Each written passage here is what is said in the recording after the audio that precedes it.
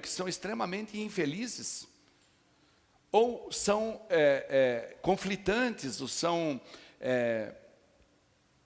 sofredoras dentro da igreja, dentro do evangelho. E existem pessoas que não conseguem entender a morte e a vida, não conseguem entender a dor e o sofrimento, não conseguem entender. Então, quando elas estão com o bolso cheio, Deus é bom. Quando elas estão necessitadas, Deus é ruim. Quando elas estão muito bem no relacionamento, Deus existe. Quando o relacionamento rompeu, Deus não existe mais. E eu quero compartilhar com você uma palavra que Deus me deu nisso aí. Eu comecei a estudar uma palavra que todos nós conhecemos, que é o Salmo 23. E normalmente nós olhamos para a Bíblia Sagrada, e nós vemos que todo o tempo a Bíblia Sagrada fala sobre essas contrariedades, esses contraditórios, que no português chama oxômoro, né? Esses contraditórios, esses paradoxos. Salmo 23 não é diferente. Queria, se você pudesse colocar para mim o Salmo 23, por favor, na NVI, por gentileza. E eu queria convidar você a ficar de pé, nós vamos ler junto o Salmo 23. Salmo 23, Davi escreveu ele, glorificando o nome de Deus. Eu queria que você repetisse com o pastor assim: o Senhor é o meu pastor, de nada terei falta. Em verdes pastagens me fez repousar, e me conduz a águas tranquilas. Restaura-me o vigor, guia-me nas veredas da justiça por amor do seu nome. Verso 4: mesmo quando eu andar por um vale de trevas e morte, não temerei perigo algum, pois tu estás comigo. A tua vara e o teu cajado me protegem. Verso 5: preparas um banquete para mim à vista dos meus inimigos. Tu me honras ungindo a minha cabeça com óleo e fazendo transbordar o meu cálice.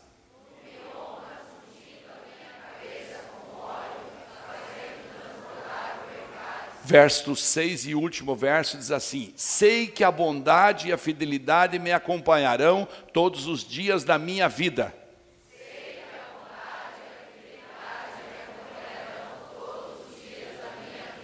E voltarei à casa do Senhor enquanto eu viver. Coloca a mão sobre o seu coração para simbolizar o centro da sua vontade, o centro do seu querer. Em nome de Jesus, Pai, nós oramos e queremos essa noite abrir nossa mente. Leva cativo, toma cativo, Espírito Santo. Toma cativo nosso entendimento, nosso cérebro. Nós queremos neste momento entender como funcionam as coisas determinadas por Ti. Tantos paradoxos, tantas situações, Pai. Fala conosco essa noite. Na tua mente, querido, diga para Jesus, fala comigo aqui, fala comigo nesse lugar, eu abro o meu coração, eu quero que o Senhor fale realmente no meu interior essa noite, em nome de Jesus, amém. Amém? Você pode sentar? Eu quero convidar você a me emprestar a sua atenção, a me emprestar a sua memória. Eu quero convidar você, nós até agora celebramos aqui, né? Agora eu queria convidar você a cerebrar comigo, né? Nós celebramos, agora eu queria convidar você a cerebrar, a usar o teu cérebro para pensar comigo sobre os paradoxos de Deus, e vamos estudar esse salmo, e isso vamos entender para a nossa vida, os paradoxos que Deus tem para as nossas vidas, os contraditórios que Deus prepara para as nossas vidas, porque Deus tem só um propósito. Diga comigo, Deus tem só um propósito. É nos levar a viver com Ele na cidade eterna. Ou seja, viver na vida eterna com Ele. Esse é o propósito de Deus. Então, às vezes nós nos desviamos do caminho. Ele tem que pôr contraditórios na nossa vida para dizer, opa, vem para cá, vem para cá. O pensamento chave que está descrito nesse salmo, todos nós conhecemos. Este é o salmo que é usado até como uma espécie de uma mandinga nas empresas, deixam aberto em cima das mesas. Você vai não posso falar, porque foi bem no lugar que eu fui, eu vi lá. Mas você vai numa loja, num lugar, eu ia falar o lugar que eu vi, mas está lá aberto no Salmo 23. E o entendimento, o mins que a gente tem desse salmo é: porque o Senhor é meu pastor, não terei falta de nada. O Senhor é meu pastor, não me falta nada. Foi assim que a gente entende, então a gente lê isso: o Senhor é meu pastor. Davi, quando fez isso, eu observei 4 situações, 4 aspectos que ele levantou disso. Primeiro, ele disse assim, ele poderia ter escrito, o Senhor é o pastor. Ele poderia dizer, Deus é o pastor. Mas ele disse, não, Deus é o meu pastor. Diga comigo, Deus é o meu pastor. Davi usou esse pronome possessivo de uma forma correta. Por quê? Ele estava dizendo, eu tenho o entendimento do amor profundo de Deus por mim, eu tenho uma comunhão com Ele, eu tenho a presença do Espírito Santo comigo, eu tenho intimidade com Ele, eu tenho dependência dEle, eu tenho rendição a Ele, eu me rendo a Ele. A prova disso é que Davi foi ungido e foi batalhar e foi lutar, porque ele era um homem rendido a Deus. E tenho submissão a Deus. Então ele está dizendo, o Senhor é o meu pastor, porque eu tenho submissão a Ele. Um grande número de crentes, e isso é fruto de uma falsa teologia, de cultos de vitória, culto de vitória, culto de vitória, culto de vitória. Que a vitória só existe enquanto você está dentro da igreja. Você está dentro da arca da igreja, existe a vitória. Você sai lá fora, você vai encontrar o problema, vai encontrar a dificuldade, vai encontrar a tragédia, vai encontrar o acidente, vai encontrar, né? Ô Gilberto, faz favor, vira essa luz para lá, para mim, assim, ó. Faz favor. Obrigado. Você vai encontrar todo esse tipo de dificuldade. Então, muitos crentes usam esse meu, que é um pronome possessivo, de uma forma errada. Eles usam no sentido, Deus é o meu ajudante. Deus é o meu servo. Deus faz o que eu mando Ele fazer. Está tudo errado. Está tudo errado. E o quarto aspecto que eu observei aí até se você puder, eu queria que você destacasse aí no seu celular, se é possível destacar o versículo, ou então você grifasse na sua Bíblia, o verso 1, quando fala 2 palavras-chave. Deus é Senhor e Deus é pastor.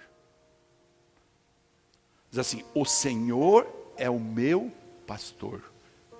Então Ele é pastor, amável, carinhoso, conduz, mas Ele é meu Senhor. Aqui reside o grande problema da maioria de nós crentes. Preste atenção nisso. Nós queremos Deus como pastor? Sim, nós queremos Ele como pastor. Afinal de contas, Ele cuida de mim e Ele provê. O que um pastor faz com suas ovelhas? O pastor, ele deixa agrupadas as ovelhas e sai atrás catar aquela que não apareceu. Ele está sempre protegendo elas, ele está vendo se ela não tem um bichinho no nariz ali que pode uma mosca varejeira, ele está sempre preocupado onde é que ela vai tomar água, onde é que ela vai comer. As ovelhas estão sempre cuidadas pelo seu pastor, até porque a ovelha simbolizada na Bíblia sempre tem esse sentido, porque a ovelha ela não tem essa iniciativa, ela precisa ser pastoreada mesmo. E era assim que funcionava, ele pegava o seu cajado, pegava todo o rebanho de ovelhas e saía para o campo pastoreá-las até chegar na água. Ele sabia que tal hora precisava levar lá no açude para tomar água, tal hora precisava dar o salzinho para elas, né? Enfim, todas essas coisas normais do pastoreio. Assim é Deus conosco, Ele cuida da gente, Ele provê para a gente. A prova disso é que nesta manhã, irmãos, tenho certeza que só não comeu um pãozinho aquele que não quis. Mas se quisesse, na sua casa tinha um pãozinho. Nessa manhã ele proveu que o sol nascesse no leste, e essa tarde ele se pôs aqui do lado de cá. Nessa manhã ele proveu que o seu coração continuasse batendo. Nessa manhã ele preocupou-se com isso. Então Deus é um Deus provedor. Ele tem um cuidado com a gente. E a gente gosta muito disso. Mas nós não queremos o Deus como Senhor. Aquele que manda, que dá ordem, que diz: me obedeça. Me obedeça porque eu quero que você venha para a vida eterna comigo. Então quando nós estamos aqui no curto prazo, né, no curto prazo nós falamos,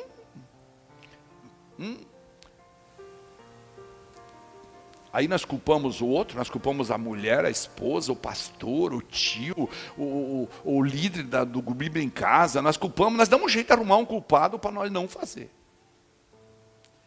Então é esse paradoxo que eu quero conversar com você, esse contraditório. O que significa isso aí? Significam duas coisas ditas dentro de um pensamento só, que tem um objetivo maior. Se você for procurar isso num enunciado técnico, você vai ver que isso se chama oxímoro. Ou seja, é uma figura de linguagem que enuncia conceitos opostos na mesma sentença. Mas vamos ficar com o contraditório, uma palavra suficiente. Deus vai nos revelar aqui no Salmo 23, primeiro, como Davi tinha uma visão clara de que Deus, na sua soberania, buscando nos amar sempre, usa para nos conduzir pelo seu caminho aquilo que nós consideramos bom. Deus sempre vai nos dar coisas boas, ou seja, Ele vai ser o nosso provedor e o nosso pastor. Mas também, aqui nesse salmo, nós vamos aprender que aquilo que para nós, de imediato, consideramos muito ruim, Ele vai usar para nos conduzir a maior fé, maior entendimento, sabedoria, e sabedoria não no cérebro. Eu pedi para você pensar comigo no cerebrar, mas sabedoria de coração. Quando Salomão, diante do templo, levanta as mãos e fala: Deus, o que eu te peço é sabedoria para mim, ser o gestor de todo esse reino, de todo esse povo. Ele estava dizendo: põe a sabedoria no meu coração, põe a finesse no meu coração, põe amor no meu coração. Está cheio de gente inteligente que conhece profundamente estudos técnicos, cientistas, mas que não tem o coração. Deus está olhando sempre por nosso coração, preste atenção. Não importa o que você é, o que você tem, aqui dentro desse salão somos todos iguais, e Deus está olhando para o nosso coração. Então no Salmo 23, ele vai pegar isso tudo sempre com o propósito maior de nos levar à morada eterna com Ele. Se a gente não tem esse foco, se a gente não tem esse entendimento, a gente vai murmurar todos os dias. A gente vai se lastimar todos os dias. A gente vai reclamar, a gente vai duvidar da ação de Deus, e o pior, vai duvidar da existência de Deus. E o segundo ponto que eu quero visualizar com vocês aqui no Salmo 23, é que é o salmo em que Davi exalta o Senhor diante desses paradoxos todos, louvando e exaltando Deus mesmo diante dos contraditórios da vida dele, mesmo diante das dificuldades. Quando eu falo de paradoxo de Deus, eu não estou dizendo que Deus se contradiz, não, nada disso. Mas Ele usa esse contraditório para nos ensinar, nos fazer crescer, nos abençoar e nos fazer entender os propósitos que Ele tem para cada um de nós. Muitos se conformam com uma vida miserável. Estou falando de uma vida emocional miserável, uma vida de relacionamentos miseráveis, uma vida de pobreza íntima, uma vida que às vezes tem muito dinheiro, mas é pobre, mas uma vida que, pior de tudo, quando ainda não tem dinheiro e vive uma vida sacrificial, uma vida sofrida, uma vida engasgada, uma vida de briga, de rompimento, de falta de educação dentro do lar, de agressões mútuas. Pastor, você está falando de gente lá de fora que não é crente. Não, eu estou falando aqui de nós mesmos. Estou falando de nós mesmos. Eu não posso enunciar nada a respeito de ninguém, até por uma questão de ética pastoral, mas eu sei o que estou falando. na nossa vida, que foi retratada nesse Salmo 23, você vai ver isso, nós vamos estudar ele com mais profundidade, a gente vê com muita clareza que o positivo e o negativo andam juntos. O positivo de Deus e o negativo de Deus, Deus sabe, pegar aqui a figura de linguagem do Michel, lá que lida com os cavalos na rédea, ele sabe quando puxar a rédea da gente, ele sabe quando soltar, ele sabe quando puxar para a direita, quando puxar para a esquerda. Deus é sábio o suficiente para isso. Deus sabe como adversidades, desafios e até tragédias são sim, muitas vezes, iniciativas dele mesmo. Sabe que tem um hábito ruim no meio dos crentes? É culpar o diabo de tudo. A gente esquece primeiro que as nossas sementes que nós plantamos, e aí é o nosso livre-arbítrio que vai determinando o que vai acontecendo, porque Deus vai falando. Deus vai falando, não quer ouvir, não tem problema, não ouça. Continue sua vida, continue seus erros, continue seu caminho, Deus vai falar. Deus vai falar. E aí o que acontece? Ele vai lançar desafios e às vezes até tragédias, para dizer, opa, acorde, acorde. O Salmo 23, como em toda a Bíblia, ele revela lutas e vitórias que se entrelaçam. Dores da vida em contraditório a uma vida saudável, convivem juntos. As guerras e a paz se completam, a abundância e a necessidade se encontram com grande frequência na vida das pessoas, tudo como providência de Deus. Os acontecimentos fatídicos e os livramentos são também instrumentos da condução de Deus em nossas vidas. Agora, veja bem, o que eu quero dizer com isso? Que o fato de termos uma mesa preparada, como cantamos aqui, até oramos, diante do rei, somos convidados a estar no grande banquete, a estar preparados para a grande volta de Jesus, para quando ele voltar, estarmos prontos e aptos a não sermos incluídos entre os bodes e sim entre as ovelhas. Isso não é condição para que nós não entendamos como Deus age na vida do ser humano. A condição de termos promessas, de sermos filhos, de sermos eleitos, e como sempre falamos, e mais ainda, sermos escolhidos por Deus, por isso estamos nessa noite, nesse lugar, num domingo, porque somos escolhidos por Deus. Isso não nos livra da guerra, isso não nos livra da vida, isso não nos afasta das lutas. Há que ter um entendimento sábio disso. Davi entendeu isso. Você já notou como Deus gosta de trabalhar com coisas que se contradizem? Bom, mas eu pensei que agora que eu me converti, pastor, agora que eu realmente mudei minha vida, eu pensei que eu não ia ter mais esse tipo de problema. Você já parou para pensar que aquilo que para nós é contraditório, paradoxal até, no final, se a gente consegue entender e olhar para trás, nos quebrantar, e como eu falei da intimidade de Davi, nos submeter à vontade de Deus, então tem um resultado muitas vezes maravilhoso que está aí escondido, e que temos a certeza de que foi uma providência do amor de Deus. Às vezes a gente não entende, né? É aquela história do cara que furou o pneu no sair da garagem do carro, fica nervoso, fala, meu Deus. Aí ele vai, troca o pneu, leva uns 20 minutos para sair de casa, depois ele arruma e tal. Quando ele está passando na rua, ele ouve falar, houve um tiroteio aqui, mataram todos os caras que estavam passando aqui. Claro que eu estou inventando uma história, mas é fatídico isso. É muito comum que Deus faz esse tipo de livramento nas pessoas. E Ele dá então, às vezes, uma tragédia para livrar a pessoa. Diante dessas coisas paradoxais, diante desse contraditório, a gente fica confuso, a gente consegue entender, mas que Deus é esse? Que amor é esse? O pastor vai na igreja e fala que Deus é amor puro. Deus é amor. Então como que eu vou crer nessa soberania?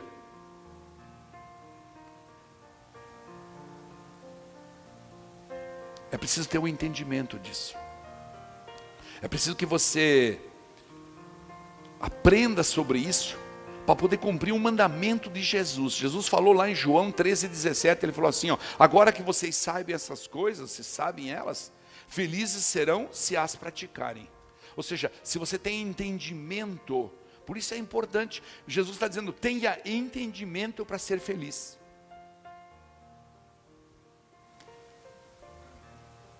que fazer então?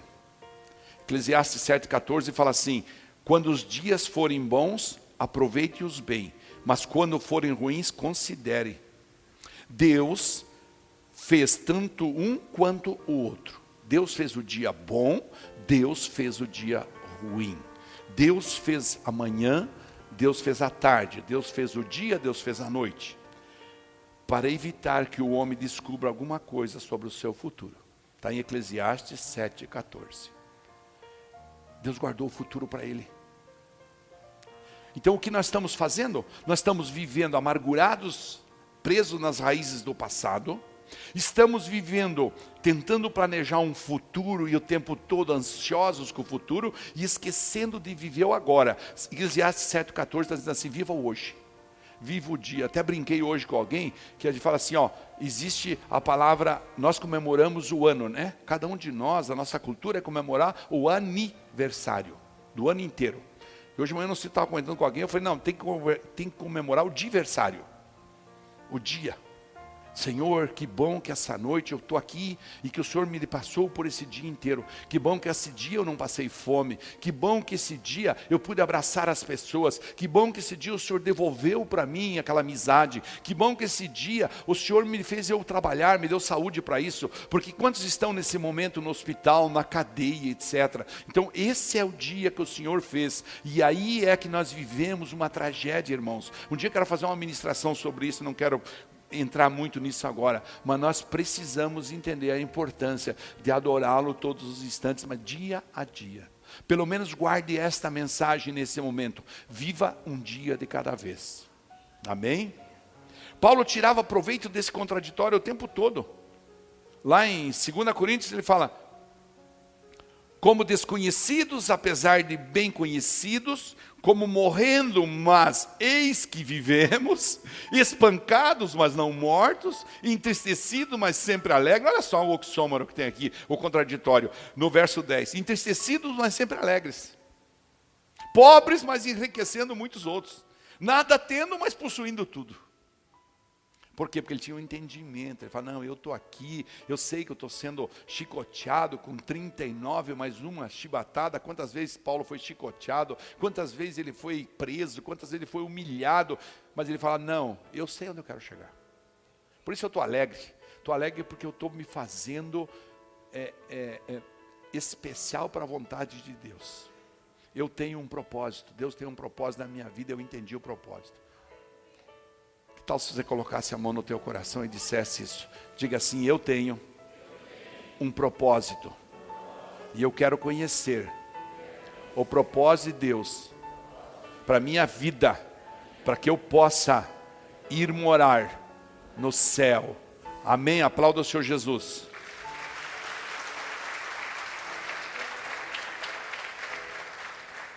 Mas deixa eu pegar alguns pontos. Primeiro, a vida tem bênçãos? Tem bênçãos, mas a vida também tem aflições.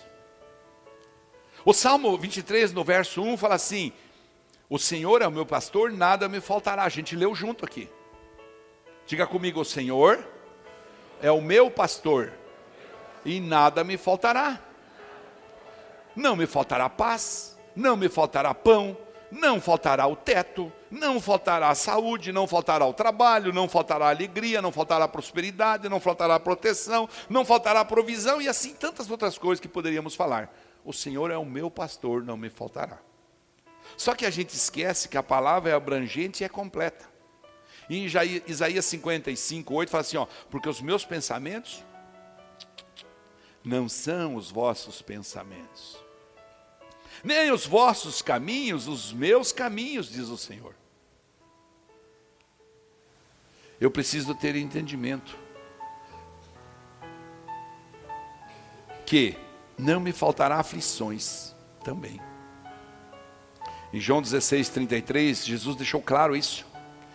Eu lhes disse essas coisas para que em mim vocês tenham paz. Quando você tem entendimento, você tem paz. Fala, não, eu sei o que está acontecendo. Deus está falando comigo aqui nessa situação difícil. É para o bem. É para o bem. Logo que a gente se converteu, um dia nós quebramos o pau com a pastora. Nossa, era muito comum isso antes do casamento, então, meu Deus, era todo dia e toda hora. Mas depois, desculpe, antes da conversão. Mas depois da conversão já não era mais assim. E aí um dia eu fui reclamar para o pastor. Cheguei lá na chácara, estava lá, ele tinha um atendimento marcado com ele, fui lá. Falei, pastor, tá louco? Ele falou, vamos orar. Ele começou a orar, ele falou assim, o Espírito Santo falou que é pro bem isso aí. Ah, não consigo entender que bem é esse, pastor. É pro bem. E hoje que eu olho para trás, irmãos, eu consigo entender como Deus estava provendo todos os ensinamentos para nós. Se não fosse assim, nós não tínhamos aprendido. Nós era, como alguém falou aqui, arrancar as penas da água, quebrar o bico, quebrar, você entendeu? Então, nós era casca dura mesmo. Então Deus estava provendo uma situação para a gente aprender a ser humilde, para a gente aprender a ser submisso, para a gente aprender o propósito dele para a nossa vida. Jesus continua dizendo, nesse mundo vocês terão aflições, contudo tenham ânimo, eu venci o mundo. Então não faltará aflições. Diga comigo, não faltarão aflições. Mas tem mais, não faltarão lutas. Pode dizer, diga, não faltarão lutas. Em Efésios 6, os versos 10 a 12, Paulo explica isso. Finalmente fortaleçam-se no Senhor e no seu forte poder. Vistam-se de toda a armadura de Deus para poderem ficar firmes contra as ciladas do diabo, pois a nossa luta não é contra seres humanos, mas contra os poderes e autoridades, contra os dominadores desse mundo de trevas, contra as forças espirituais do mal nas regiões celestiais. Haverá momentos que Deus vai prover, como proveu para muitos personagens da Bíblia, que Satanás venha interferir na nossa vida. Poxa, mas é verdade isso, pastor? É verdade. Se você prestar atenção, muitas vezes Satanás vai trazer para a sua vida ataques. Por isso Jesus em João 10:10 falou claramente que o ladrão vem apenas para roubar, matar e destruir. Eu vim para que tenham vida e a tenham plenamente. Então o que eu faço, pastor? Dia a dia se agarre com Jesus. Essa é a solução. Essa é a receita. Se eu pudesse escrever uma receita, eu escreveria todos os dias, se agarre com Jesus. Não faltará perseguições? Claro que não. Em 2 Timóteo, Paulo está explicando isso, fala assim, as minhas perseguições, os meus sofrimentos, os quais me aconteceram em Antioquia, Icônio e Listra, que variadas perseguições tenho suportado. De todas, entretanto, me livrou o Senhor. Porque ele se agarrou no Senhor, ele se agarrou em Jesus. Então, quem sabe você está precisando de livramento nesse tempo. Quem sabe você está precisando enfrentar batalhas que está difícil, situação financeira complicada. Agarre-se em Jesus. Relacionamentos difíceis, agarre-se em Jesus. Não faltarão tribulações. É necessário que passemos por muitas tribulações para entrarmos no reino de Deus. Quem falou isso? Foi Atos 14:22. É necessário que passemos, não tem jeito. Deus vai nos fortalecer dessa forma. E os desafios? Se não fosse assim, Deus não tinha escrito em Isaías 43:2, está escrito assim: quando atravessar as águas, eu estarei com você. Quando você atravessar os rios, eles não o encontrarão. Quando você andar através do fogo, não se queimará. Quando você andar, no fogo não haverá problema com chamas. Não deixará você em brasas. Importante é sabermos que existem bênçãos de crescimento para nós no contraditório. Existe bênção de crescimento nas dificuldades. Existem bênçãos de crescimento quando você está enfrentando um problema. E às vezes é difícil entender. Eu estava falando aqui com uma irmã que perdeu a mãe esses dias. É difícil de entender a morte da mãe. E aí eu estava contando uma situação que eu escutei uma história de uma pessoa. E ela falou assim para mim: sabe, pastor, é muito interessante que nossa irmã, ela não podia ter filhos. E de repente ela teve um filho. De uma forma, Deus levou a mãe, mas Deus deu um filho. Morre uma pessoa, nasce outra. Essa é a glória de Deus se manifestando. E no caso dela, era um netinho dela que ela chegou a ver nascer, e era um milagre. Não podia ter. E então ela morreu. A vida da gente tem montes, mas também tem vales. Monte fala de coisa boa, né? Fala de sucesso, de vitória, fala de crescimento, de conquista, de prosperidade. A vida da gente tem isso. Mas imagine se nós só tivéssemos isso. Que já somos orgulhosos, somos vaidosos, somos truculentos, temos um coração enganoso, como Jeremias falou. A nossa sede maior aqui é perigosa. Nosso coração é tremendamente difícil. Aí, se nós só tivesse assim, nós precisamos, e você precisa entender que vale faz parte da vida. Diga comigo, passar pelo vale faz parte da vida. A provação, a tribulação, a aflição, o aperto, os problemas, as dificuldades, tudo isso faz parte da vida. A gente no monte tem o cuidado de Deus. Davi falou, o Senhor é o meu pastor, nada me faltará. Pedro também ensinou isso, falou, lance sobre ele toda a sua ansiedade, porque ele tem cuidado de vocês. A gente no monte tem a provisão de Deus. Ele mesmo no verso 2, ele continua dizendo, em verdes pastagens me faz repousar e me conduz às águas tranquilas. A gente no monte tem a restauração. E viu o que ele falou aí no verso 3? Refrigera a minha alma, restaura o meu vigor. Ele não falaria isso se ele não tinha necessidade de refrigerar a alma dele, se ele não tinha necessidade de restauração de vigor. Ou seja, Davi passava por situações terríveis. E aí ele fala, refrigera-me. Eu tenho certeza que o Senhor vai me refrigerar. Quem sabe essa noite Deus vai trazer refrigério para muitos aqui. Muitos que estão passando por dificuldades, por tempestades, por situações difíceis. Nesta vida a gente tem a direção de Deus. É no monte que a gente tem a direção. Guia-me pelas veredas da justiça por amor do seu nome. Ele falou no verso 3, na parte B. E o que nós temos no vale? No vale nós temos provação. E ele fala no verso 4, ainda que eu andasse pelo vale da sombra da morte. Note que Davi não chama esse vale da morte, ele chama vale da sombra da morte. Você não sabe de que lado ela vem. Por mais escuro que seja o vale, lembra-se, pelo menos nós temos duas bênçãos. Quando você tem o coração submisso a Deus. Por mais ruim que seja o vale, por pior que seja o deserto, você tem a primeira bênção, é a presença de Deus.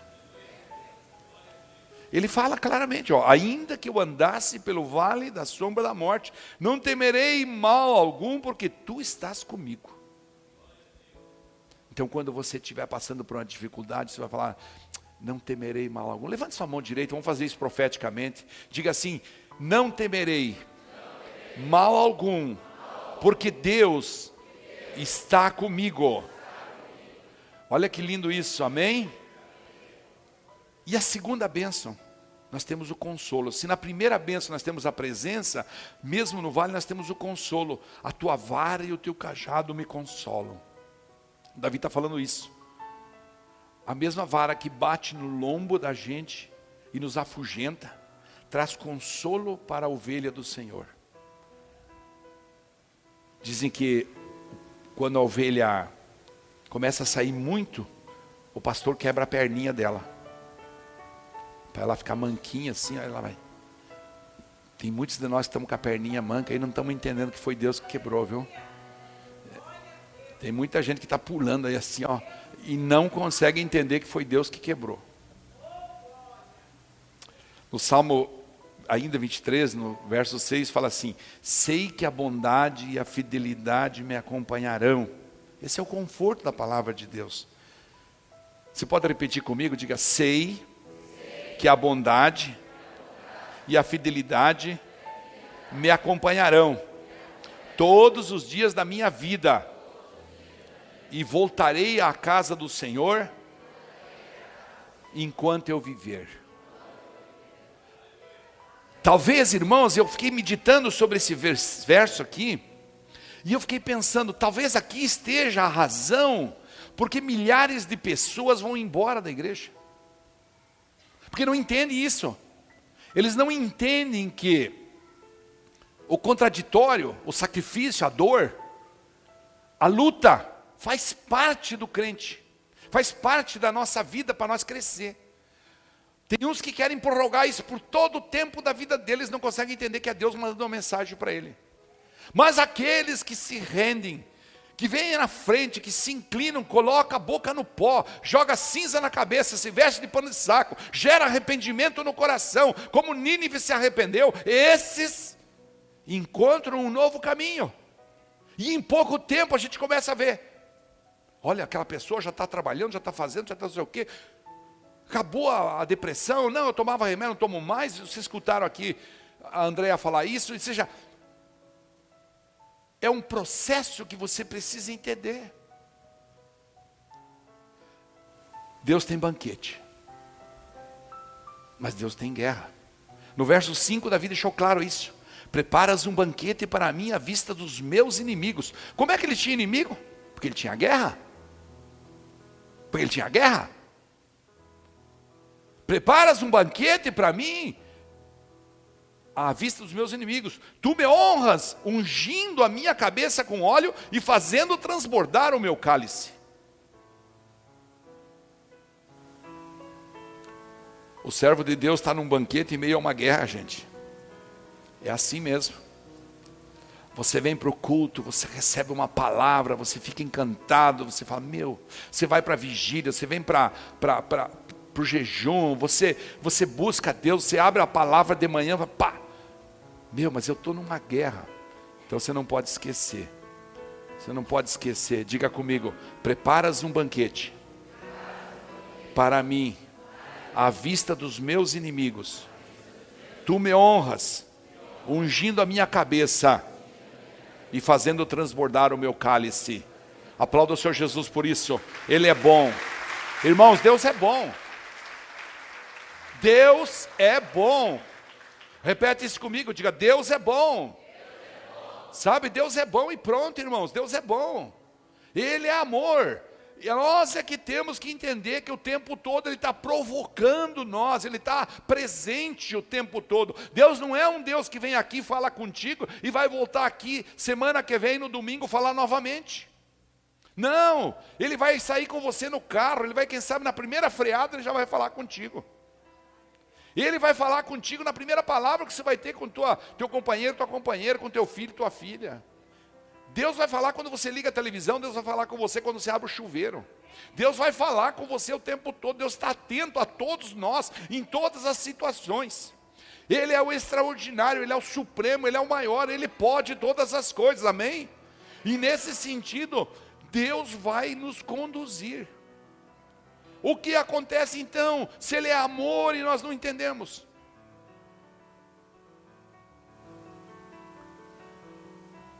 Deus tem unção para a gente, mas também tem inimigos, porque Deus quer que a gente seja gente de fibra, de confronto. Deus não está interessado em vaquinhas de presépio. Quem inventou vaquinha de presépio foi uma religião aí, tá? Não existe isso no Evangelho. Deus quer pessoas que tenham garra, que tenham discernimento, que tenham autoridade, que acima de tudo tenha autoridade pela conduta. Pela conduta. Deus espera o que de cada um de nós? Que aonde nós estamos, nós sejamos luz. As pessoas vão olhar para nós e vão dizer, meu, eu quero ser que nem essa pessoa. Se você não está conseguindo isso, você precisa perseguir isso. Talvez seja por isso que Deus está colocando algumas coisas, algumas barreiras, algumas pedras na sua frente para você tropicar. Preparas um banquete para mim à vista dos meus inimigos. Esse texto que a gente repetiu, eu queria tirar 3 lições só desse aí. Em Cantares, Salomão falou assim, Cantares 2:4, ele me levou ao salão de banquetes, e o seu estandarte sobre mim é o amor. Quando a gente entende isso, que o estandarte de Deus para a nossa vida é o amor, a gente vai sempre fechar os olhos e pensar, o que Deus está querendo falar com isso? Por que será que eu estou escutando essa gritaria agora dentro da minha casa?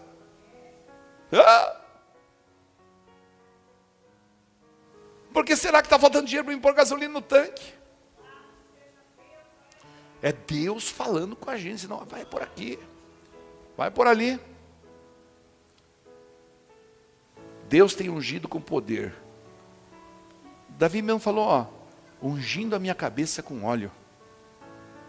Por isso é importante a cobertura.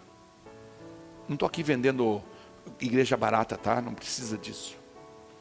Eu entendo na Bíblia que ser corpo, ser membro de uma igreja, você tem a cobertura,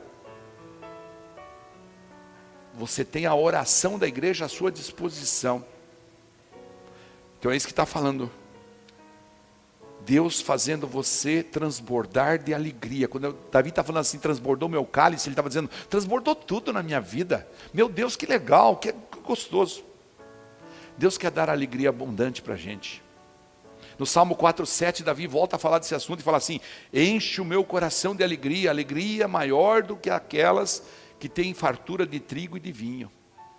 Você observou que hoje em dia a alegria está muito ligada a ter dinheiro, a ter a maquiagem que quer na frente do espelho? Camarim chama, né? As mulheres querem ter um camarim lá, quer ter um espelho cheio de maquiagem, aí estão alegre. Se tenho 5 roupas para mim escolher no guarda-roupa, eu estou alegre. Se eu não tenho, eu não estou alegre. Se eu posso escolher o carro que eu vou sair da garagem, eu estou alegre. Se eu tiver pelo menos um carro para sair da garagem, eu estou alegre. E a gente sempre fala isso, eu vou ser a pessoa mais feliz do mundo na hora que eu tiver tal coisa. Aí a gente tem aquela coisa. Imediatamente a gente já começa a fazer um outro sonho. A gente começa a fazer um outro sonho, um desafio. É bonito isso, claro, isso é da natureza humana. Deus fez isso para nós. Deus fez isso para nós. Nós somos da nossa natureza escolhermos crescer, evoluir. Mas o que nós não podemos fazer é nos tornar escravos disso. Não, nós temos que ser escravos sim, mas escravos por amor de Jesus. Em João 15:11, Jesus está explicando, irmãos, existe cara mais pegado do que Jesus? Você começa a ler o Evangelho e fala, meu Deus!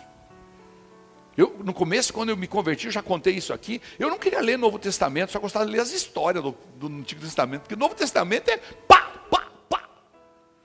Aí você vai ler Jesus, ele chama a gente de hipócrita, de tudo que é coisa. Mas daí ele se explica, em João 15:11 ele se explica, ele fala assim, tenho-lhes dito essas palavras para que minha alegria esteja em vocês e a alegria de vocês seja completa. Entendam isso.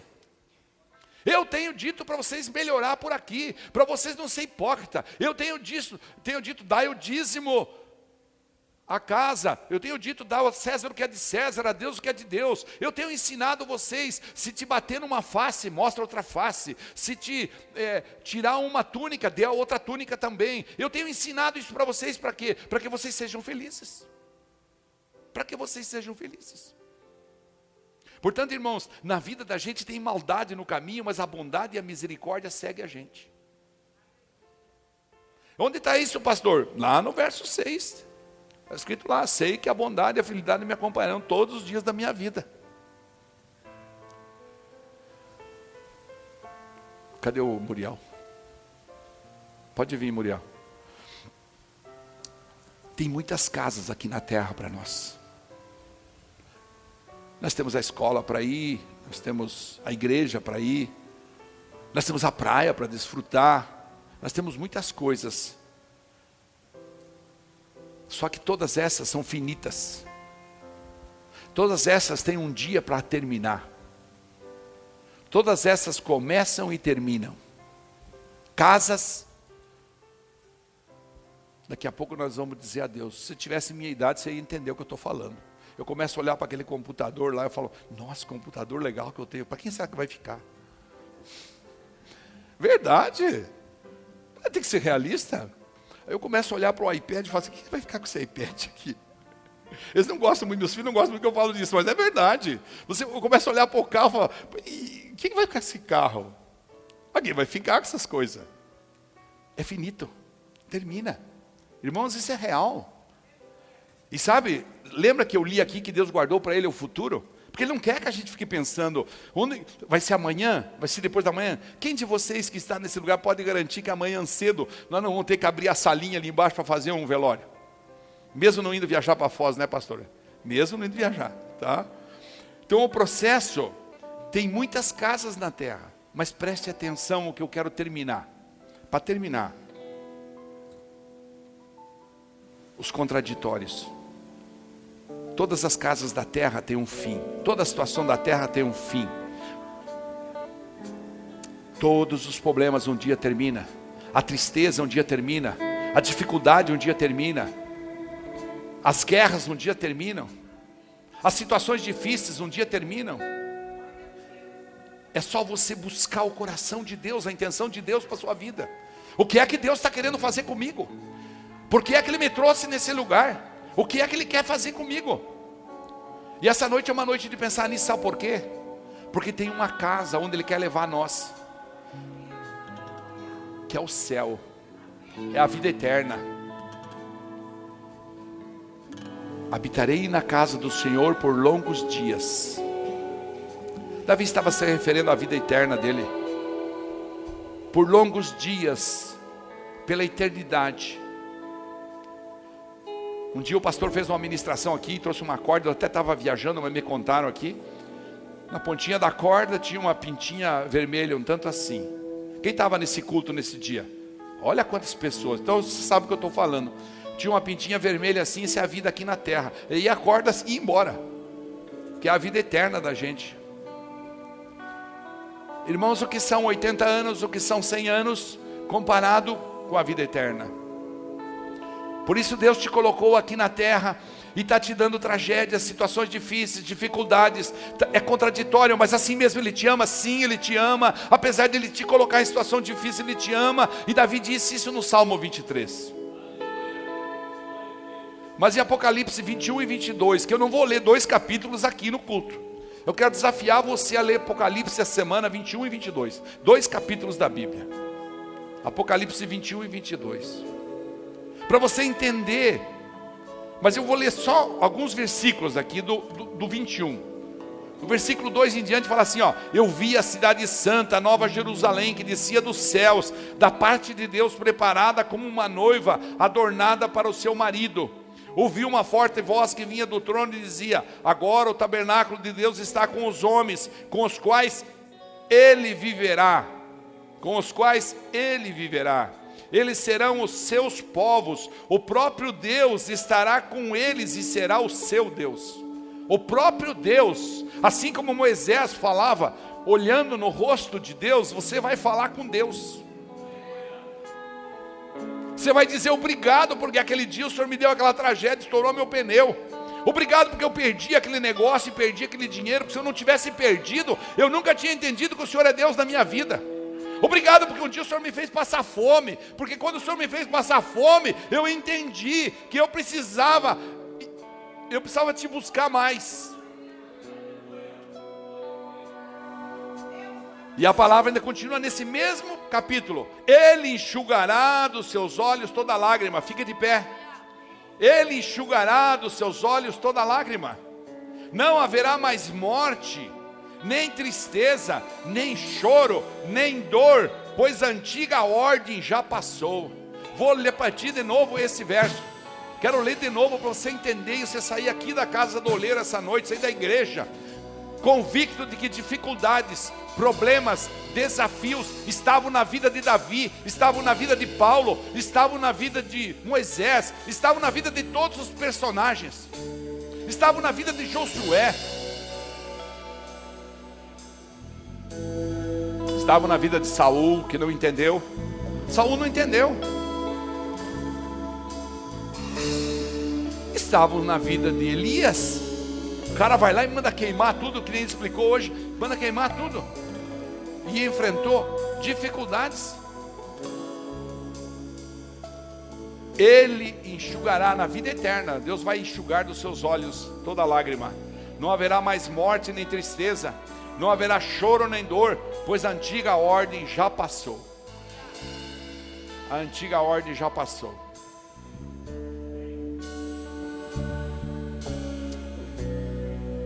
Essa é uma noite de celebrar, mas é uma noite de celebrar também. É uma noite para a gente ir para casa e ficar pensando que Deus está falando comigo nesse tempo. Deus quer que você pare de trabalhar? Claro que não. Mas Deus quer que você trabalhe com limitações, com limites. Deus quer que você valorize a vida que Ele te deu. Essa é uma noite para você pensar. É uma noite para você adorar Ele e dizer: Tu és um Deus de milagres. Tu pode todas as coisas na minha vida. É uma noite de fazer como Davi fazia. O Senhor é o meu pastor, mas também é meu Senhor. Nós vamos cantar uma canção muito conhecida, antiga. E eu quero que você fale isso para Deus, que você entenda que Ele é um Deus de milagre, mesmo na tempestade, mesmo na dor, mesmo na dificuldade, mesmo na tristeza, mesmo na luta. Sei que os meus olhos, sempre atentos, permanecem em mim. E os teus ouvidos, eu sei, e os teus ouvidos estão sensíveis para ouvir meu clamor. Eu posso até chorar, até chorar, até porque a dor não dura para sempre,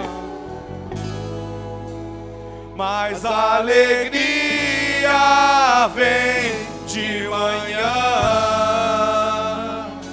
És Deus de perto, És Deus de perto, está toda hora conosco, e não de longe, nunca mudará.